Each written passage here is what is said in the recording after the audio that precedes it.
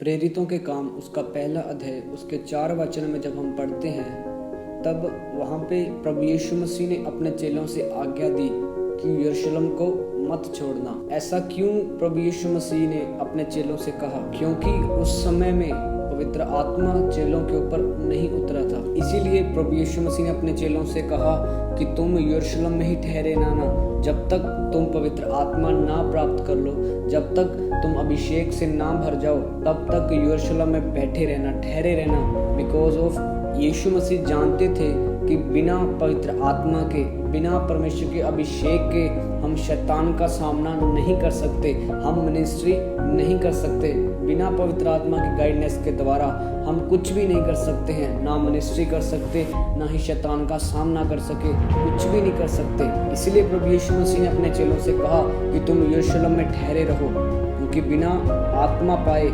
कुछ भी नहीं हो सकता है मिनिस्ट्री के अंदर। जब हम यीशु मसीह को देखते हैं, जब यीशु मसीह ने यूहन्ना के द्वारा बपतिस्मा लिया, तो कलाम में लिखा कि पवित्र आत्मा कबूतर के नाई उतरा और यीशु मसीह के अंदर समा गया। और अगले वचन में लिखा है, जब हम मत्ती 4 अध्याय उसका पहला वचन पढ़ते हैं, तो उस जगह पे लिखा कि आत्मा यीशु को जंगल में ले गया ताकि इब्लीस से उसकी परीक्षा हो।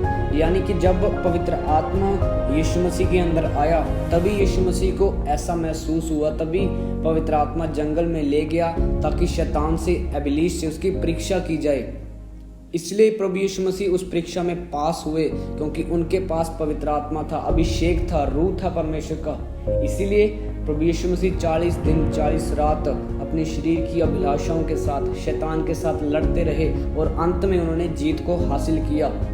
इसीलिए चेलों को भी ये आज्ञा दी कि जब तक तुम पवित्र आत्मा ना प्राप्त कर लो, तब तक यरूशलेम को मत छोड़ना। जब तक आप भी पवित्र आत्मा न प्राप्त कर लें, तब तक अपने घरों को, अपने परिवार को ना छोड़ें। अगर आप मिनिस्ट्री करना चाहते हैं, सेवा करना चाहते हैं, तो आपको चाहिए सबसे पहले परमेश्वर के अभिषेक को प्राप्त करना, उसके रूह को प्राप्त करना, तभी आप मिनिस्ट्री के अंदर कामयाब हो सकेंगे। अगर पवित्र आत्मा आपके जीवन में नहीं है, उसकी गाइडेंस, उसकी इच्छा आपके जीवन में नहीं है, तो आप कुछ भी नहीं कर सकते हैं। जब पवित्र आत्मा चेलों के ऊपर उतरा, परमेश्वर का रूह चेलों के ऊपर उतरा, तो कलाम में लिखे कि पहले चेले डरते थे, लेकिन बाद में वो निडर हो गए।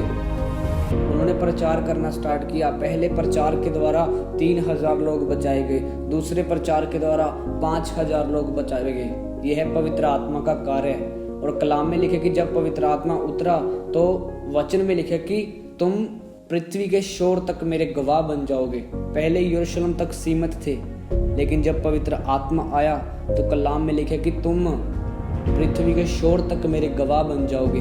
यह है पवित्र आत्मा की महत्वता हमारे जीवन के अंदर। पवित्र आत्मा हमारी हद्दों को बढ़ा देता है, हमारी एबिलिटी को बढ़ा देता है। शैतान के साथ लड़ने की जो योग्यता है, वो दुगना 3 गुना हो जाती है जब पवित्र आत्मा हमारे जीवन में आता है, क्योंकि वो हमें सामर्थ्य देता है। कलाम में लिखा यीशु मसीह ने कहा कि जब पवित्र आत्मा तुम पर उतरेगा, तो तुम सामर्थ्य को पाओगे। जब पवित्र आत्मा हमारे जीवन में आता है, तो हमें सामर्थ्य देता है, शक्ति देता है, योग्यता देता है कि हम शैतान के साथ, गरीबी के साथ, लड़ाई के साथ हम लड़ सके। इसीलिए हमारे जीवन में पवित्र आत्मा होना बहुत ज़्यादा जरूरी है, पवित्र आत्मा की गाइडेंस होना बहुत ज़्यादा जरूरी है।